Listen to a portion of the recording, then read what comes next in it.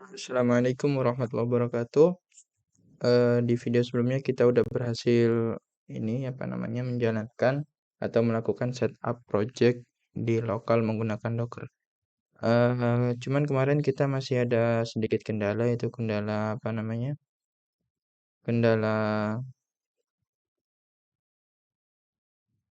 seeder ya. Tapi berhubung sekarang seedernya udah oke, jadi kita bisa lanjutkan. Ini projectnya masih belum jalan, tapi Dockernya udah jalan ya. Jadi kita lihat di sini. eh Aplikasinya statusnya lagi exit, kita restart aja. Restart app ya. Kita lihat lagi statusnya, terus kita lihat juga logs-nya. Dan dia masih compile. Oke, dia udah jalan. Kita cek juga database-nya. Database-nya kosong. Seperti ini kosong. Dan kita akan coba jalankan seeder.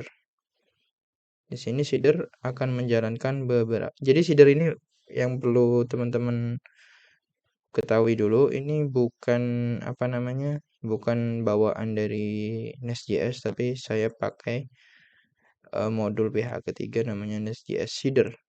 Jadi ini juga ada bug sebenarnya, cuman ya tetap kita pakai.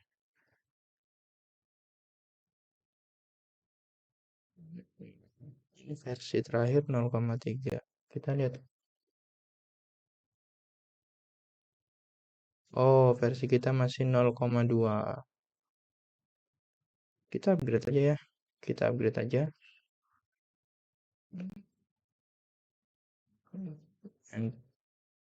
Kita nggak pakai npm di luar ya. Kita pakai npm di dalam Docker ya. Kita pakainya yang di dalam. Run app npm install. Ini kita cek.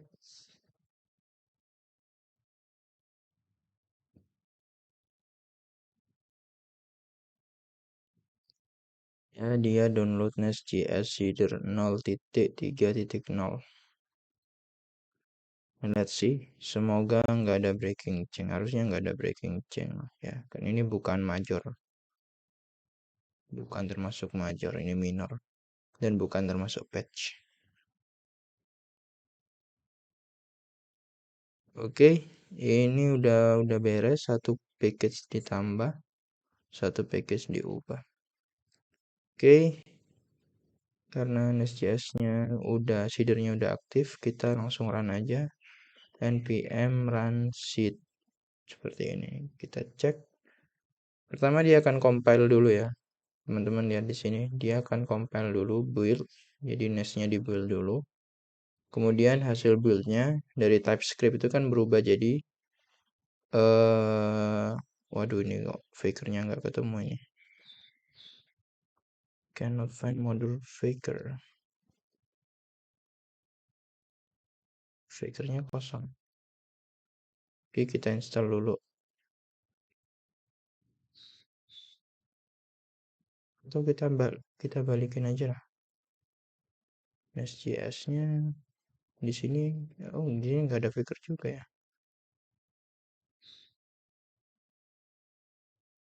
Kita install aja kalau gitu. PM faker.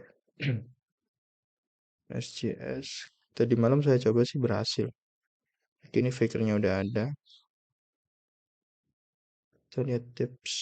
Type fakernya 4.1. Ini 6. Biasanya error ya kalau versinya beda kayak gini. But let's see. Kita langsung jalankan dulu seedernya, dia compile lagi. Biasanya error sih kalau tipenya beda. Let's see.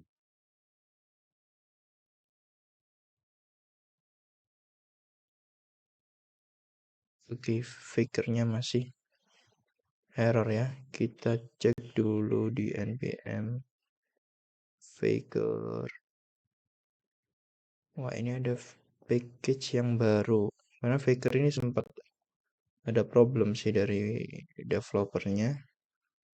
Tapi nggak apa-apa, kita install versi yang lama ya. Versi 4 ya. Versi 4 4.1.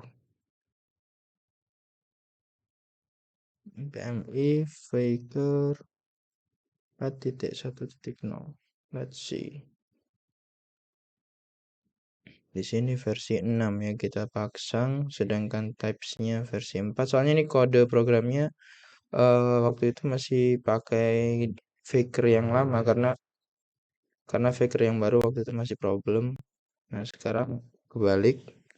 Nggak apa-apa. Kita biar bisa langsung jalan, seedernya kita pakai Faker yang lama. Ya masih building seperti biasa. Jadi memang nggak bisa langsung ya teman-teman ya. Nah, ini udah berhasil. Nah, ini cuman Fakernya ada ini ya, deprecated ya. Nggak apa-apa, nanti mungkin insyaallah setelah video ini di record, saya akan coba upgrade ke versi yang baru ini pakai @faker/js. Ini di sini teman-teman bisa cek user seeder complete, blok kategori seeder complete, blog post seeder complete ya. Pages, province, regencies. Jadi provinsi, kota udah komplit, yang belum tinggal sub regency. Dan bawahnya itu apa? Sub district ya kalau nggak salah. Distrik atau sub district ya. Ada dua itu yang agak lama. Jadi di sini kita lihat tabel user. Nah, dia tabel user udah ada isinya. Ada user 0 sampai user 8. Ini udah cukup. Saya kira. Regency kita lihat ya. Kita intip ya. Udah ada juga. Jadi yang belum itu distrik lagi proses insert dia. Dan ini agak lama. Nah, ini distrik. Ya, agak lama masih berjalan ya. Prosesnya masih berjalan. Udah ribuan. Dan teman-teman nggak harus ini full. Jadi misalkan udah sampai sini seedernya di stop juga nggak masalah. Cuman di sini kita tunggu nggak apa-apa.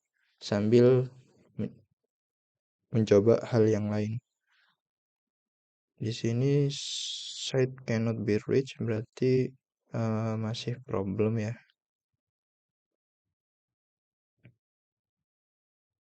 Kita running dari sini aja. Kita lihat statusnya. Status app-nya dia exit, kita restart aja. Mungkin tadi karena kita lagi install beberapa package jadi dia error ya. Jadi kita rerun. Kita lihat lagi. Sudah up ya. Tapi ini udah oke. Udah jalan. Nah, sekarang kita akan coba menggunakan GraphQL dan juga menggunakan Swagger. Jadi kita coba basic aja. Ini misalkan di sini kita mau bikin blog post baru nih ya kan. Di sini udah ada beberapa blog post atau blog kategori aja deh, biar simple. Ya kan ini ada beberapa blog kategori kita lihat di sini. Ada lifestyle, olahraga, kesehatan. Nah, kita mau bikin blog kategori baru. Cuman di sini kan dia digembok ya. Kita harus login dulu. Nah, cuman loginnya itu nggak ada di Swagger. Loginnya harus pakai dari GraphQL. Apa kita try dulu. Slugnya kita isi ke kesehatan. Namanya kesehatan. Mana sih? Kategori kesehatan. Ini icon tidak required, nggak apa-apa sih. Kita isi aja. Seperti ini kita execute, dia akan memanggil localhost/cms blog categories. Dan ini hasil kembaliannya error unauthorized 401 karena kita belum login. Loginnya gimana? Loginnya dari GraphQL. Nah, di sini perlu teman-teman lihat di user seeder. Jadi di setiap entities itu kalau kita lihat di di struktur, kita belum cek struktur ya. Jadi kita cek struktur itu, struktur directory maksud saya, di folder source. Ini ada beberapa folder, ada dekorator, DTO, entities, ada exception, filter, guards. Ini mostly kita bikin sendiri. Jadi directory yang ada di sini itu mostly custom. Ya. Nah, yang inti biasanya kita taruh di dalam modul. Jadi yang di luar ini yang sifatnya sifatnya common, general, kayak gitu kita taruh di luar. Tapi yang sudah masuk ke modul tertentu kita bikin di dalam folder modules. Di sini contohnya ada out, konten, galeri. Untuk blog post sendiri itu ada di konten, modulnya ada di sini. Kita lihat user dulu. User bagian entitas. Jadi di sini ada beberapa tabel, ada beberapa entitas. Setiap entitas itu filenya .entity.ts kayak gitu. Nggak wajib, cuman ini biar kita nggak bingung. Jadi kalau misal teman-teman search-nya ya Ctrl P ya .entity gitu kan. Nanti ketemu semua tuh. Ada basic, rules, post, pages, setting, product ya dan lain sebagainya. Jadi .entity semua. Nah, untuk seeder itu filenya satu folder dengan entities, cuman nama filenya .seeder.ts. Jadi kayak gini, ini ada beberapa modul yang entitasnya punya seeder. Kita lihat nih ya, user seeder. Kita buka nih, user seeder. Ini sheetnya. Nah, yang bagian yang paling penting di sini yang di generate passwordnya. Kita lihat di sini passwordnya ada di user entity ya kalau nggak salah. Kita lihat password. Nah, di sini ada add factory. Factory ini kita lihat dari mana diambilnya. Factory kita ambil dari Nest.js Seeder. Jadi yang dari package yang tadi kita install itu Nest.js Seeder. Ini bukan bawaan dari Nest.js-nya. Jadi di situ kita kita generate passwordnya yaitu password. Terus kita hash di sini sehingga yang tersimpan di tabel user itu bukan plain text melainkan ya string yang udah di hash. Nah, begini. Tapi nilai plainnya adalah password. Jadi kita bisa login pakai username dan pakai password. Kita cek aja mutation login. Di sini ada payload. Username-nya kita isi user 1 misalkan. Passwordnya kita isi password. Nah, kita ambil returnnya access token. Nah, di sini kita akan dapat access tokennya ini. Kita copy ya. Ya teman-teman, misalkan ini passwordnya salah, dia nggak akan dapat access token ya. Jadi access token kita masukkan di sini, gembok ini, value ini kita paste aja, kita paste, terus kita authorize, kita close, nah, kita run lagi nih. Teman-teman bisa lihat di sini ya, si URL-nya di sini nggak pakai login, tapi kalau karena kita udah kasih header authorization, sekarang beda nih, muncul di sini authorization bearer. Ini access token yang tidak kata yang barusan kita paste. Oke, kita lihat di sini masih unauthorized. Kenapa masih unauthorized? Karena kita loginnya bukan pakai admin, sorry ya. Kita loginnya pakai user. Di sini untuk melihat user yang login kita bisa panggil query me name kayak gini ya. Ini sekali lagi sekali lagi ini dalam proses dalam mode tidak login. Bagaimana caranya biar mode login? Kita juga sama. Nah, kalau pakai Swagger tadi kita masukkan di sini di gembok. Cuman kalau di GraphQL background kita masukkan di headernya sini. Authorization. Kita ketik manual bearer spasi tokennya. Terus kita jalankan lagi. Salah nih. Di sini ya. Nah, kita login pakai user. Kita cek username-nya. Ya, pakai user 1. Mestinya untuk bikin ini kategori baru kita harus pakai admin. Oke, salah username ya, super admin. Kita ganti di sini karena di sini masih error unauthorized. Sekarang kita udah login pakai admin. Kita execute internal server error. Sepertinya ada masalah upload file ya. Kita coba lagi tapi kita nggak pakai upload file. Kita coba lagi di sini. Kita ganti no. teknologi teknologi kita nggak pakai file sekarang. Ini filenya masih ikut sih, kita refresh aja page-nya. Fashion, kecantikan gitu ya, kecantikan, kategori kecantikan. Kita eksekusi, error juga ya, kita cek dulu di sini.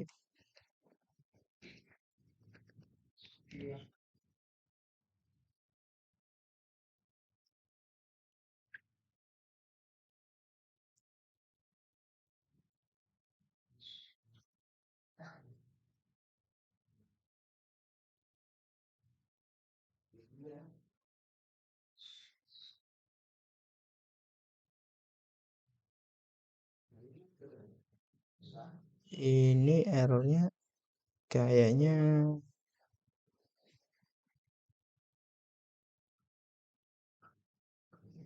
kita cek dulu di sini ya. Kayaknya karena double ya, ini udah ada olahraga sama kesehatan.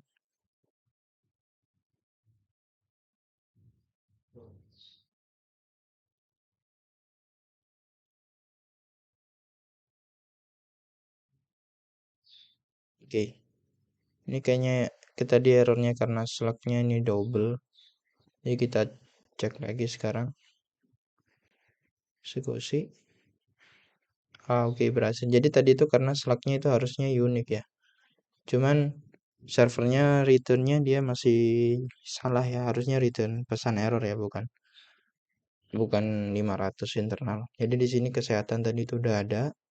Cuman karena saya insert lagi pakai slug yang sama, dia error olahraga juga kayak gitu. Nah, barusan ini udah berhasil, slugnya kecantikan kita tes. Nah, dia udah masuk. Ya, jadi kira-kira seperti itu. Nah, dan terus saya mau kasih tahu lagi di sini sedikit. Jadi setiap user tuh punya role ya dia. Kita bisa lihatnya seperti ini. Ini user satu itu role-nya adalah user. Sedangkan kalau kita pakai akses token yang ini akses token buat admin. Kita ganti ini akses tokennya.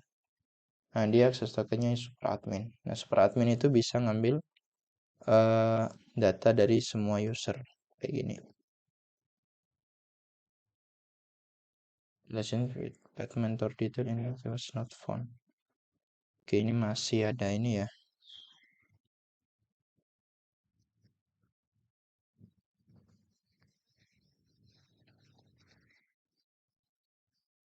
Masih ada sisa dari aplikasi sebelumnya yang belum bersih.